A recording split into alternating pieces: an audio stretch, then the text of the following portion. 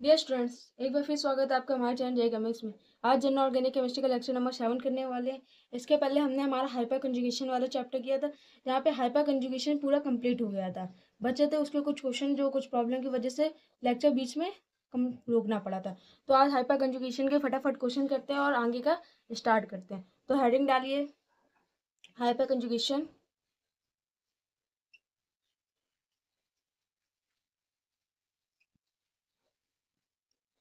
Hyper conjugation, इस पर कुछ क्वेश्चन फटाफट करवाते हैं हम लोग। तो यहाँ पे कुछ एक दो क्वेश्चन करवाए गए, तो यहाँ पे स्टार्ट करते हैं। पहला क्वेश्चन, यहाँ पे आपको मैंने बताया था कि अल्फा हाइपर कंजुगेशन में हम लोग क्या फाइंड करते हैं। एक मिनट के, सबसे पहले इसमें फाइंड क्या करते हैं, अल्फा हाइड्रोजन। अल्फा हाइड्रोजन क्या होते हैं, कार्बन के बाजू वाले कार्बन में लगे हुए हाइड्रोजन को हम लोग अल्फा हाइड्रोजन कहते हैं। ठीक। सेकेंड वन, ये किसमें किसमें होना था, जिसमें प्लस लगा हो, डबल बॉन्ड हो, ट्रिपल बॉन्ड हो, बीटा हो, लेकिन उसमें 4 पॉइंट निगेटिव नहीं होना चाहिए। ठीक है, निगेटिव नहीं होना चाहिए। ये चार रूल थे। तो हमारा पहला क्वेश्चन यहाँ पे आता है ये, जिसपे यहाँ मैंने +4 दिया और मैंने पूछा कि यहाँ पे अल्फा हाइड्रोजन आपके कितने हैं, अल्फा हाइड्रोजन। तो इस कार्बन के बाजू वाला कार्बन क्या है, ये है। इस पे कितने हाइड्रोजन होंगे, इस कार्बन की वैलेंसी एक ये है एक ये है, दो वैलेंसी कंप्लीट है, बाकी दो वैलेंसी बची, तो दो पे हाइड्रोजन लगे होंगे। तो इस पे अल्फा हाइड्रोजन पे कितने हाइड्रोजन, दो। ठीक। यहाँ पे इसकी एक वैलेंसी पूरी, ये एक वैलेंसी है, यहाँ पे अल्फा हाइड्रोजन दो। अब इस कार्बन से लगा हुआ कार्बन ये भी है, यहाँ पे तीन वैलेंसी कार्बन की कंप्लीट है, एक वैलेंसी बाकी है, तो यहाँ पे अल्फा हाइड्रोजन 1। तो टोटल अल्फा हाइड्रोजन कितने हुए, 2 + 2 + 1 = 5। तो ऐसे आपको यहाँ पे अल्फा हाइड्रोजन निकालना होता है, और जिसका जितना ज़्यादा हाइपर कंजुगेशन होता है वो उतना ज़्यादा ही आपका अच्छा होता है, स्टेबल होता है। अब जैसे यहाँ पे मैंने एक ये बॉन्ड ले लिया, अब यहाँ पे हमने कहा कि चलो हटाओ इसको, बॉन्ड को हटाओ। ठीक है, यहाँ पे हमने एक ये ले लिया।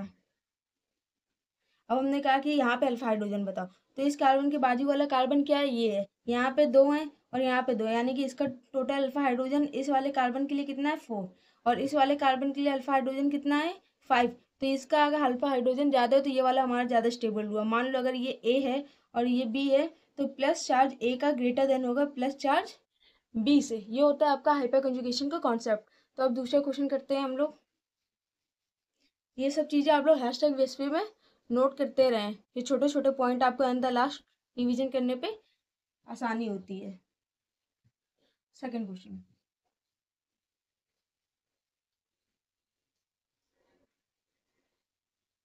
इस क्वेश्चन को, अब अगर इस एल्कीन के अकॉर्डिंग हमें यहाँ पे अल्फा हाइड्रोजन निकालना है, तो इसके ये कार्बन है। ठीक है, ये कार्बन, इस कार्बन से लगे हुए कार्बन कौन से हैं, पहला कार्बन, दूसरा, तीसरा और चौथा। ठीक। तो हमें टोटल कितने अल्फा हाइड्रोजन देखने हैं। तो इस कार्बन में कितने हाइड्रोजन होंगे, 3, तो इसके अल्फा 3। इस हाइड्रोजन में कितने होंगे, 3, तो टोटल अल्फा 3। इस कार्बन के बाजू वाले ये कार्बन, ये अल्फा हाइड्रोजन, इस पे कितने होंगे, 2, तो अल्फा 2। उसी तरीके इस पे भी 2 अल्फा हाइड्रोजन होंगे।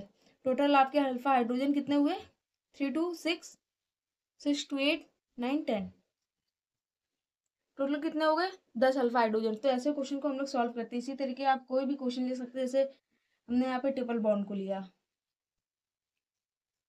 ठीक है, अब यहाँ पे आपको इसके अकॉर्डिंग अल्फा हाइड्रोजन निकालना है। तो अल्फा हाइड्रोजन कैसे आएगा, ये कार्बन और ये कार्बन आपका अल्फा कार्बन हुआ, तो इस कार्बन में ये वैलेंसी 3 पूरी, एक हाइड्रोजन लगा होगा, इसमें 3 हाइड्रोजन लगे होंगे। तो टोटल अल्फा हाइड्रोजन कितने हुए, 4। तो अगर आपसे पूछे स्ट्रक्चर नंबर 2 ज़्यादा स्टेबल है कि स्ट्रक्चर नंबर 3, तो आप कहोगे कि अल्फा हाइड्रोजन 2 का ज़्यादा है 3 से, तो 2 वाला ज़्यादा स्टेबल होगा 3 से। समझ गए। ऐसे जब आपसे वहाँ पे पूछा जाएगा 3 4 डायग्राम देखिए कि कौन सा ज़्यादा स्टेबल होगा, तो आप सबसे पहले देखोगे इंडक्टिव इफेक्ट लग रहा है, नहीं है। उसके बाद क्या देखोगे, रेजोनेंस है, नहीं है। फिर आपको हाइपर कंजुगेशन देखना, ये है तो हाँ है, नहीं है तो ये भी नहीं। उसके बाद आता है मेसोमेरिक इफेक्ट, जो मैंने रेजोनेंस में आपको पढ़ाया था। हो गया।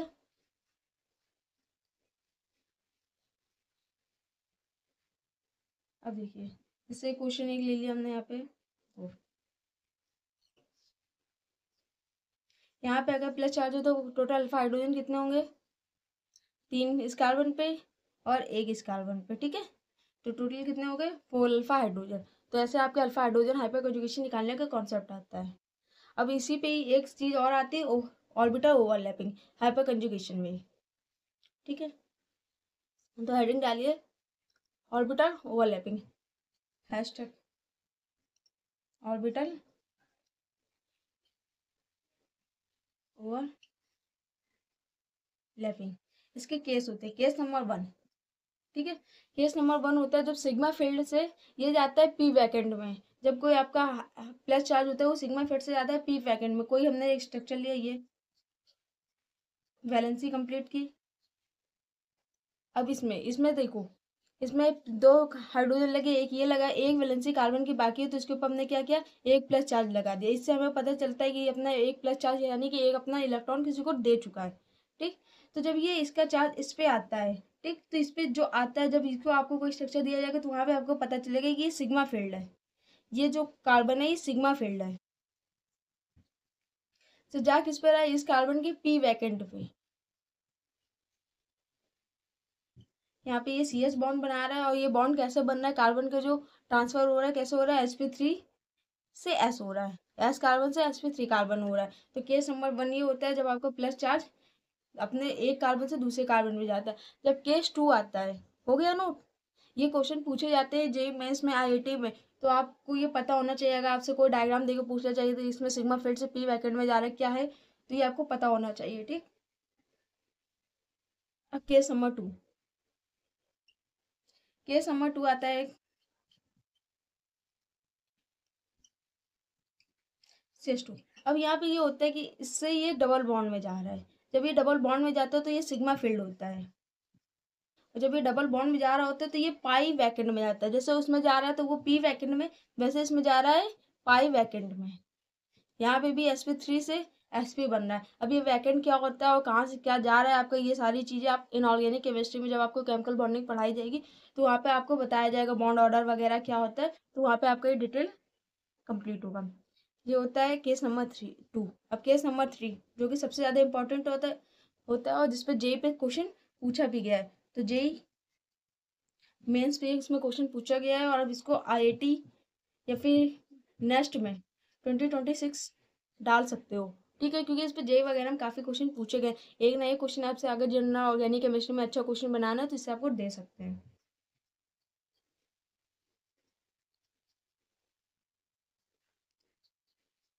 देखो, इसके पहले मैंने आपको जिसमें बताया था उसमें बताया था कि इस कार्बन से इस तरफ जा रहा है, लेकिन यहाँ पे होता है रिजर्व, उल्टा होता है। क्या होता है यहाँ पे, रिजर्व हाइपर कंजुगेशन होता है। पहले वाला जो आपका हाइपर कंजुगेशन था वो सीधा था, अब की बार होता है रिजर्व, यानी कि उल्टा हो रहा है। जब ये उल्टा होता है तो यहाँ पे क्या होता है, क्लोरीन माइनस, इस पे क्लोरीन क्या होता है, इस पे पाई फील्ड इलेक्ट्रॉन, ये पाई फील्ड इलेक्ट्रॉन है, पाई बॉन्ड है, पाई फील्ड इलेक्ट्रॉन से जाता है सिग्मा वैकेंट में।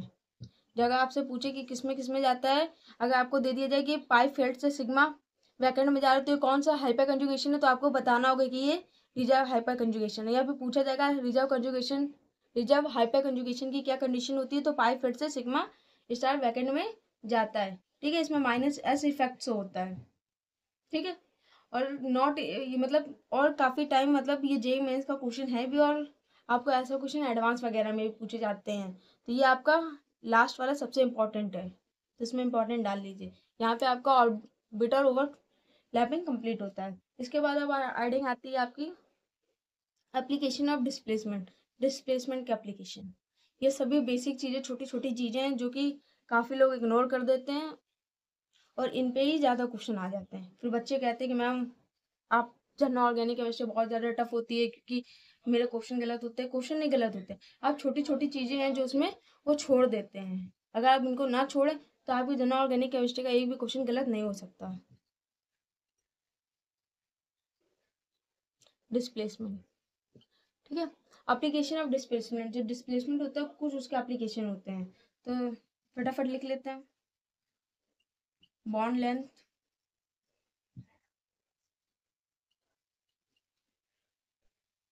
बॉन्ड स्ट्रेंथ या रोटेशन बैरियर, इसके अकॉर्डिंग जो आपका डबल बॉन्ड सिंगल बॉन्ड उसके लिए होता है।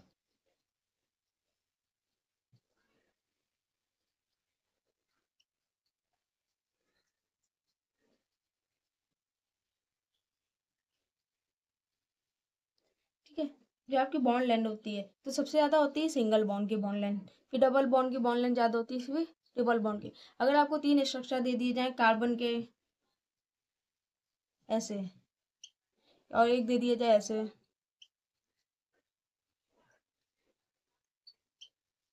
तो आपसे पूछा जाए कि इसमें सबसे ज्यादा अच्छा कौन सा है, तो first bond, single bond, double bond, उसके बाद आता है ट्रिपल बॉन्ड। ये आपके, अगर आपसे पूछा जाए सिंगल बॉन्ड में सबसे ज्यादा कैसे उस पर पता करें कि कौन अच्छा है, तो उनके लिए होता है। फिर नेक्स्ट लिखिए, व्हेन जब गिवन बॉन्ड शो रेजोनेंस, जब हमें कोई बॉन्ड दी हुई है वो रेजोनेंस शो कर रही है, जैसे डबल बॉन्ड रेजोनेंस शो करती है, and hyper conjugation.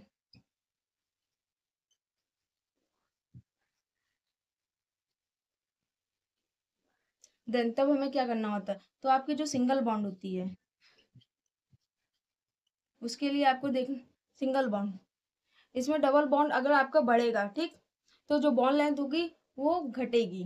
Single bond में क्या होता है, अगर double bond, percentage of double bond बढ़ेगी, ठीक है, डबल बॉन्ड बढ़ेगी तो इसकी बॉन्ड लेंथ घटेगी। और यही अगर डबल बॉन्ड आता है, एक मिनट, ये हो गया, ऊपर वाला इरेज करते हैं।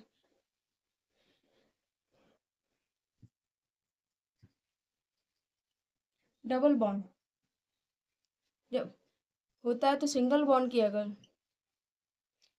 सिंगल बॉन्ड बढ़ता है, ठीक है, तो इसकी बॉन्ड लेंथ बढ़ती है। अगर सिंगल बॉन्ड होगा, डबल बॉन्ड बढ़ेगी तो इसकी बॉन्ड लेंथ घटेगी, लेकिन डबल बॉन्ड होगा इसकी परसेंटेज ऑफ सिंगल बॉन्ड बढ़ेगी तो इसकी बॉन्ड लेंथ बढ़ेगी। तो आपकी सिंगल बॉन्ड किन किन फैक्टर पे डिपेंड करता है, वो देखिए, परसेंटेज ऑफ सिंगल बॉन्ड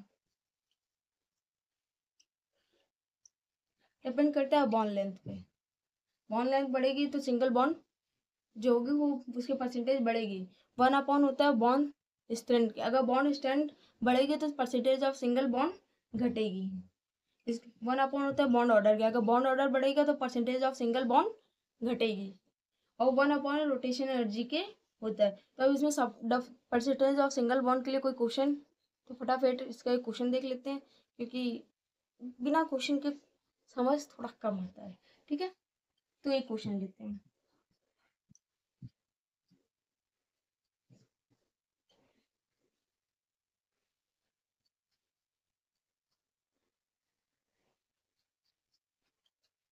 अब देखिए, अब इसमें देखना है कि सबसे ज्यादा अच्छा कौन सा होगा। देखने में तो लग रहा होगा कि मैम ये वाला अच्छा रेजोनेंस कर रहा है, तो ये वाला अच्छा होना चाहिए। आपके अकॉर्डिंग आपको क्या लगेगा, मान लो ये पी क्यू, ये आर है, ये एस है, आपके अकॉर्डिंग आर अच्छा होगा, फिर आप कहोगे मैम क्यू में रेजोनेंस हो रहा है, फिर आप कहोगे मैम एस में डबल बॉन्ड दिख रहा है, यहाँ पे हाइपर कंजुगेशन होगा, एस अच्छा होगा, फिर आप कहोगे मैम पी अच्छा होगा।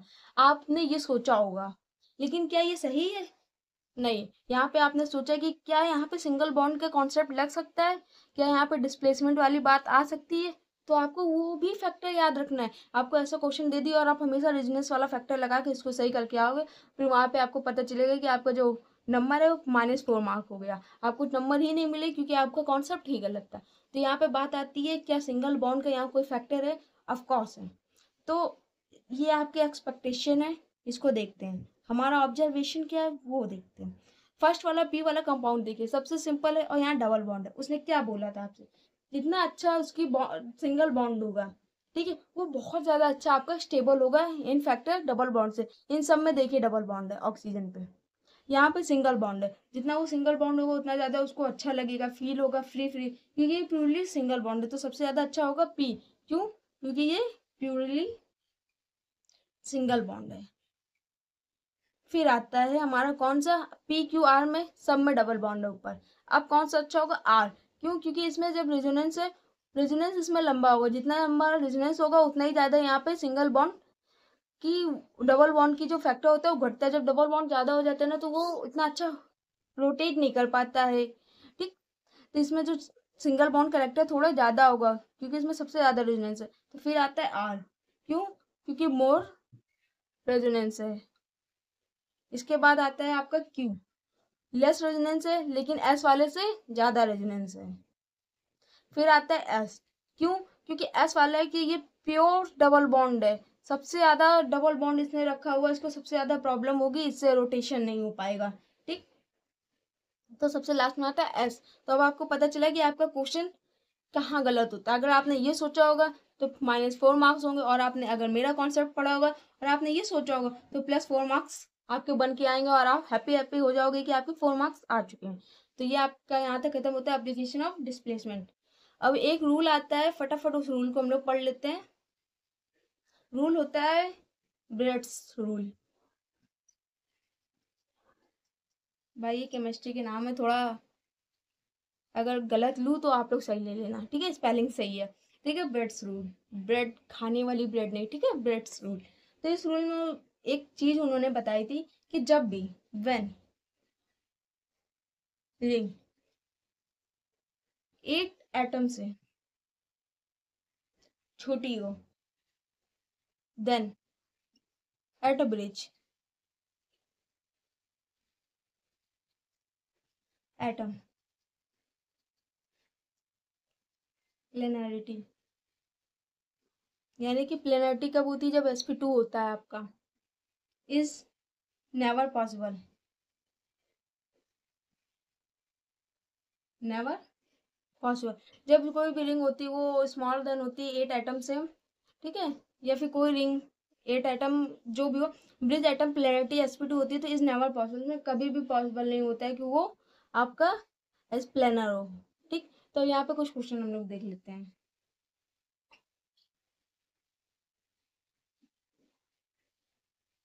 यहाँ पे देखिए,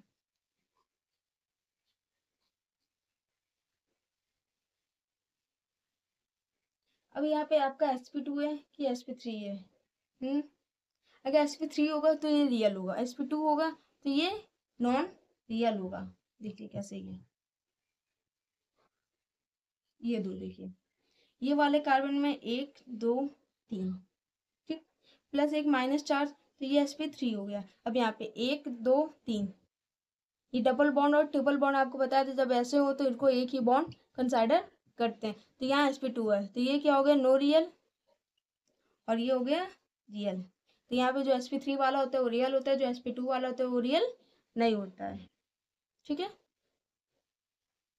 यहाँ से आपका ये रूल भी कंप्लीट होता है। अब आगे करते हैं हम लोग। यहाँ तक आपको अच्छे से समझ आया, आ गया ना। अब देखो, अब हम लोग कुछ फैक्टर पढ़ते हैं हमारे रेजोनेंस एनर्जी पे। क्या होती है रेजोनेंस स्टेबिलिटी,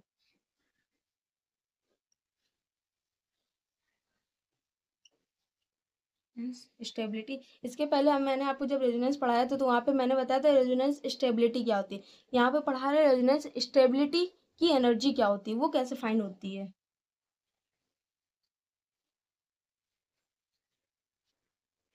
एनर्जी, और आपको मैम ये क्यों पढ़ा रहे हैं, क्योंकि ये आपका एनसीईआरटी का हाईलाइटेड टॉपिक है प्लस इम्पॉर्टेंट है, तो इसको हैशटैग इम्पॉर्टेंट डाल के नोट करिए। ये लाइन सीधा एनसीईआरटी से उठाई गई है, ठीक है। एनर्जी,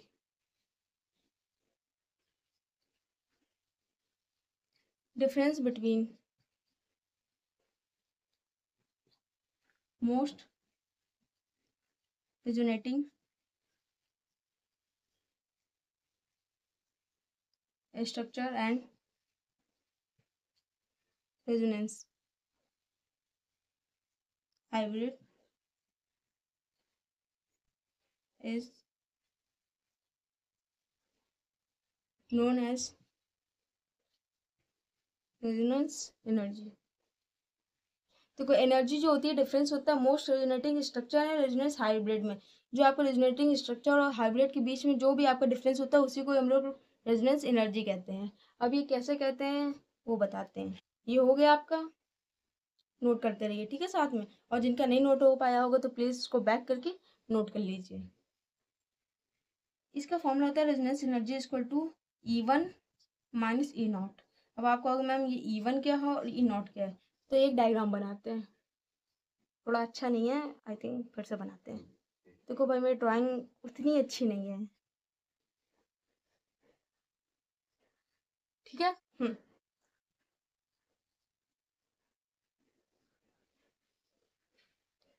E4 E3 E2, और ये एनर्जी आपकी E1। ये है आपका हाइब्रिड, ई नॉट, ठीक है। अब ये E1, एक मिनट, सॉरी ये E1 था। ये E1 और E0 के बीच की जो एनर्जी होती है, जो इतना ज़्यादा डिफरेंस है, यही होता है आपका रेजोनेंस एनर्जी।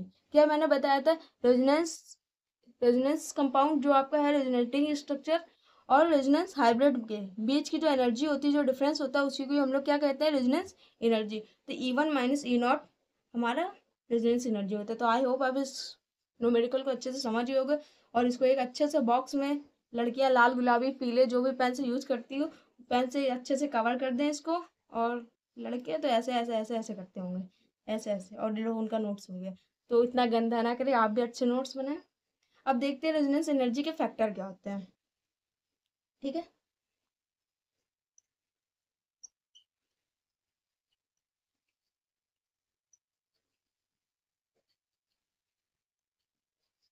अब ये मत कहना मैम आप भी ऐसे कर रहे हो, आपको समझ आया इसलिए।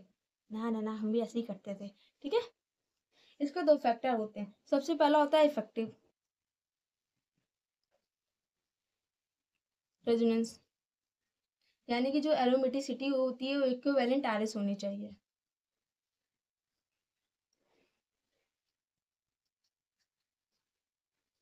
Equivalent R S. दूसरा होता है नंबर ऑफ आर एस, जितना ज़्यादा आर एस उतनी अच्छी एनर्जी। इफेक्टिव रेजोनेंस एरोमेटिसिटी में जो इक्विवेलेंट आर एस होते हैं, दूसरा होता है नंबर ऑफ आर एस, जितने ज़्यादा आर एस उतनी अच्छी इसकी रेजोनेंस एनर्जी।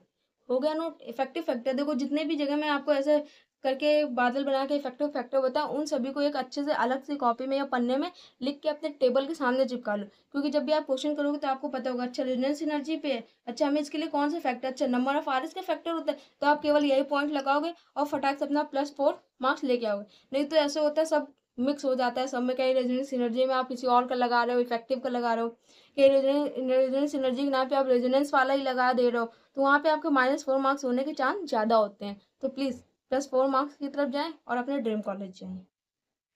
हो गया। अब कुछ क्वेश्चन देखते हैं। सबसे पहला क्वेश्चन,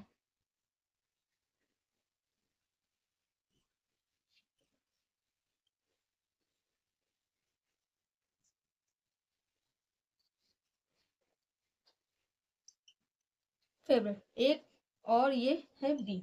अब इसमें से सबसे अच्छा कौन सा होगा, रेजोनेंस स्टेबिलिटी एनर्जी। तो आपको देख के लगता होगा कि इसके ऊपर लोन पेयर है, दोनों के ऊपर लोन पेयर, दोनों रेजोनेंस करेंगे, तो अच्छे तो दोनों ही हो सकते हैं। लेकिन यहाँ कुछ बच्चे ये लॉजिक लगाएंगे कि मैम ऑक्सीजन ज़्यादा ईएन रखता है, यानी कि ज़्यादा ईएन रखेगा, अच्छा इलेक्ट्रोनेगेटिव है, यानी कि आप में से 90% बच्चे ये सोचेंगे कि बी ग्रेटर देन ए होगा। क्या आप भी उस 90% में हो? अगर हो तो कमेंट बॉक्स में फटाफट बता डालो कि यस मैम मैं भी आपके तरीके 98% बच्चों में, 90% बच्चों में। लेकिन कुछ 1 to 10% बच्चे होंगे जो कुछ दिमाग लगाएंगे कि नहीं, इसकी ईएन ज़्यादा है और इसकी ईएन कम है। आप ही बताओ, जो ज़्यादा लालची होगा वो अपने पैसे जल्दी देगा, या जो कम लालची होगा वो अपने पैसे जल्दी देगा। ऑक्सीजन मोर इलेक्ट्रोनेगेटिव होता है, यानी कि काफ़ी ज़्यादा इलेक्ट्रॉन के लिए लालची होता है कि भाई मेरी जो चीज़ है वो मेरे पास रहे, मेरे से दूर जा ही ना। जो ईएन होता है वो इससे थोड़ा कम होता है, तो वो कहता है कि चलो अच्छा चला भी जाता है तो इतना दुख नहीं है, हमारे बगल वाले से तो हम कम ही लालची हैं। तो आप बताओ, ये लोन पेयर ज़्यादा अच्छे से जल्दी रेजोनेंस कर लेंगे या ये वाले लोन पेयर? बताओ। जब ऑक्सीजन अपने पैसे अपना लोन पे देना ही नहीं चाहेगा, तो ये ऑफकोर्स रेजिडेंस बहुत गंदा करेगा। और ईएन कहेगा कि चलो मैं तो दे ही देता हूँ, तो ये ऑफकोर्स अच्छा रेजिडेंस करेगा। क्यों? क्योंकि ये लेस ईएन वाला है, ये अपना इलेक्ट्रॉन जल्दी, अपना डबल बॉन्ड जल्दी दे देगा, आसानी से लोन पेयर दे देगा कि जाओ जाओ भाई रेजिडेंस कर लो।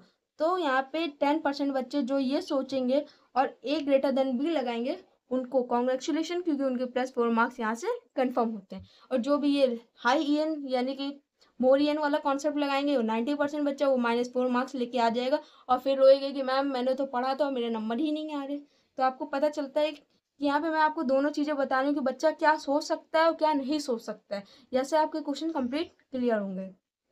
आई होप आपको ये अच्छे से समझ आ गया होगा, ठीक है। अब कुछ और क्वेश्चन करते हैं।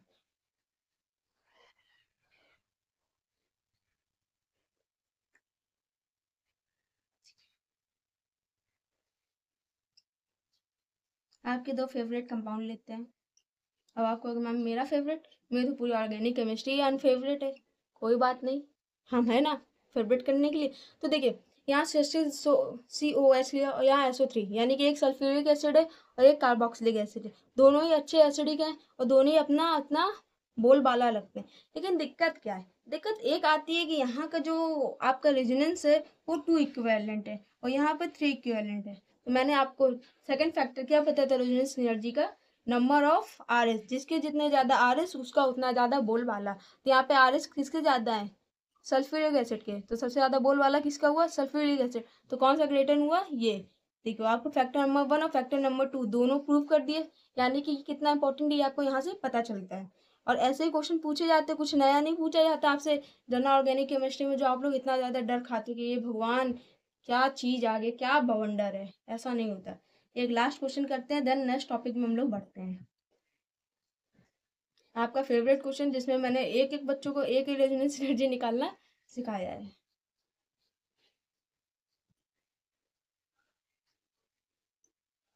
ओ ओ, एक मिनट को थोड़ा छोटा बनाए।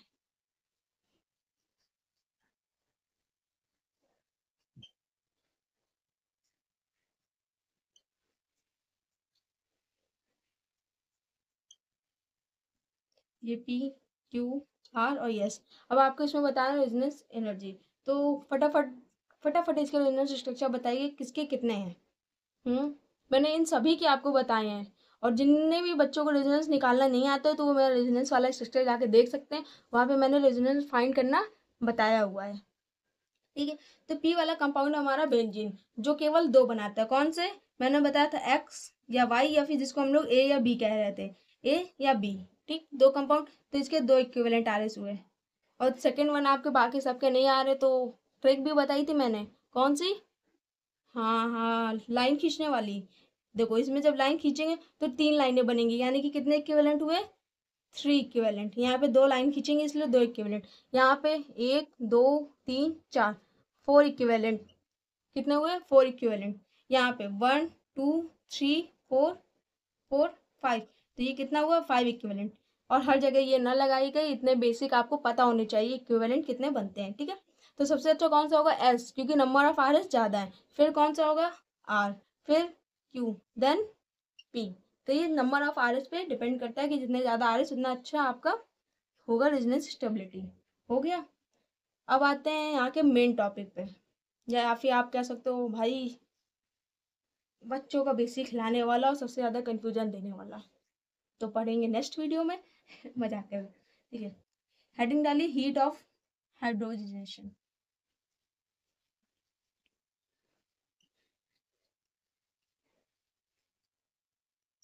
HOH, heat of hydrogenation. क्या होता है क्या नहीं होता है ये देखते हैं। तो सबसे पहले इसकी परंपरा के अनुसार डिफिनेशन लिख लेते हैं। When 1 mole of a compound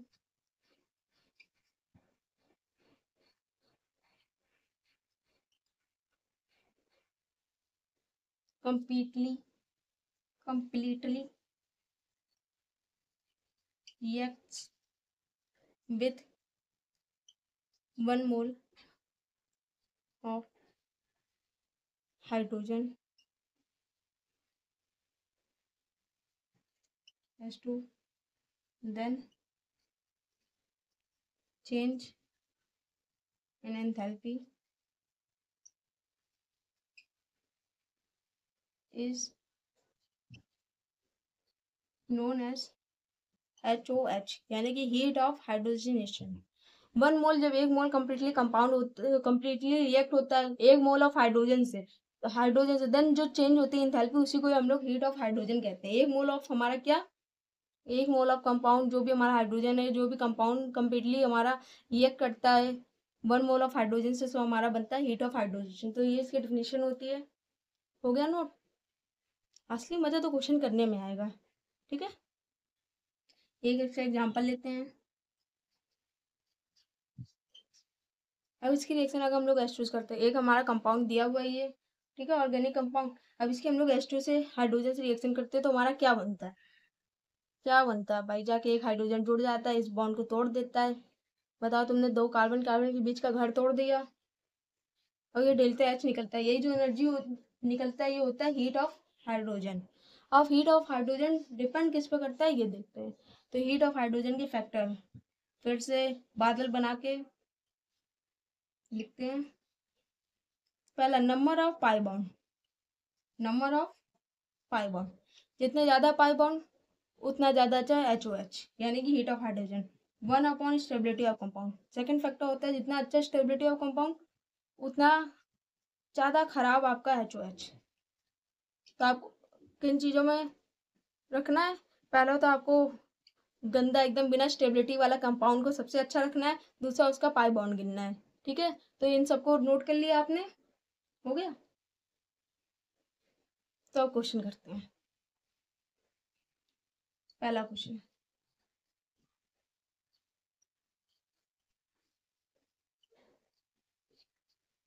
PQ। अब आप बताओ कौन सा अच्छा होगा।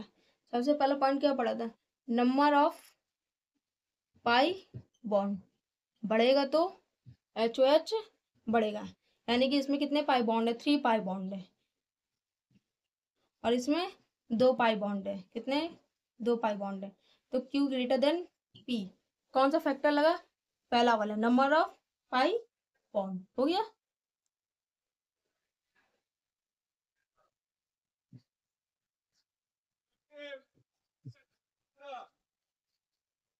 सेकेंड वन देखिए, ये P है, ये Q है।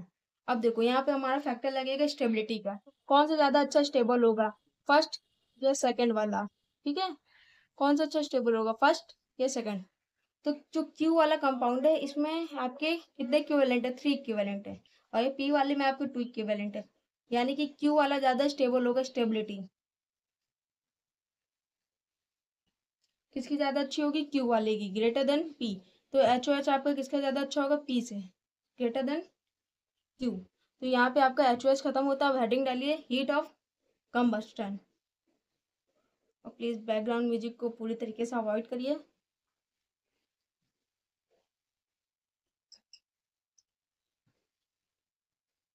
Combustion, HOC, heat of combustion,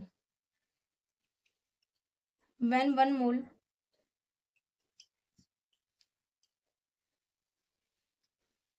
of hydrocarbon is fully burned, then change in, जब आपका 1 मोल हाइड्रोकार्बन होता है फुली बर्न होता है तो चेंज होता है enthalpy is known as heat of combustion of enthalpy, यानी कि HOC। ठीक है, इतना बड़ा आप लोग इसका फुल फॉर्म यहाँ से टीप लेना, मैं केवल HOC लिखती हूँ। ठीक है, तो ये आपका होता है जब कोई हाइड्रोकार्बन आपका पूरी तरीके से बर्न होता है, जो भी एंथैल्पी आपकी निकलती है उसी को आप हीट ऑफ कंबस्टन एंथैल्पी कहते हो। इस पे एक आपकी आती है अच्छी सी सुंदर सी एक रिएक्शन, जो कि आपको पूरा इनऑर्गेनिक ऑर्गेनिक केमिस्ट्री में आपके काम आने वाली है, और फिजिकल केमिस्ट्री में आपके लिए बहुत इंपॉर्टेंट होती है। ऑर्गेनिक ऑर्गेनिक कंपाउंड यानी कि आपका हाइड्रोकार्बन की बर्न होने वाली रिएक्शन, ये आपको बहुत बार फिजिकल केमिस्ट्री के क्वेश्चंस में पूछी जाएगी। और जब बात आती है मोल कॉन्सेप्ट और रिडॉक्स की, तो भाई इसका बहुत ज़्यादा बोलबाला है, तो इसको अच्छे से आप लोग एक अलग सी रिएक्शन कॉपी में नोट कर लीजिएगा। H2, अब यहाँ पे आप इसको याद कर लो, तो आप किसी का भी आपको दे दिया जाए 6, 8 और जितने भी इसके अकॉर्डिंग यहाँ कार्बन लगेंगे, ठीक है, आप लगा के देख लेना, जैसे 10 है, 5 है, 9, 10, 12 जितना भी हो। ठीक है, तो यहाँ लगेंगे, तो आप किसी का भी निकाल सकते हो, जैसे C3H7 का हो गया, या 8 होगा जो होगा, 2 है, H6, जितने भी होंगे उस सबका लग जाएगा। तो आप इसको आराम से, अगर आपको मेन इसकी याद होगी रिएक्शन, तो आपको बाकी छोटे निकालने में दिक्कत नहीं होगी। तो ये आपकी रिएक्शन हो गई। अब फिर से आते हैं आपके HOC के फैक्टर, बादल बनाते हुए फैक्टर को लिखते हैं हम लोग। पहला फैक्टर होता है नंबर ऑफ कार्बन, जिस तरीके H में हमने पढ़ा था नंबर ऑफ पाई बॉन्ड, उसी तरीके होता है इसमें number of carbon. Second 1 of stability of compound, और 1 अपॉन ब्रांचिंग, जितनी ज्यादा ब्रांचिंग उतना कम HOC। ठीक है, हो गया यहाँ तक अच्छे से। अब इसका भी फटाफट क्वेश्चन देखते हैं और इस लेक्चर को यहीं पे कंप्लीट करते हैं। पहला क्वेश्चन।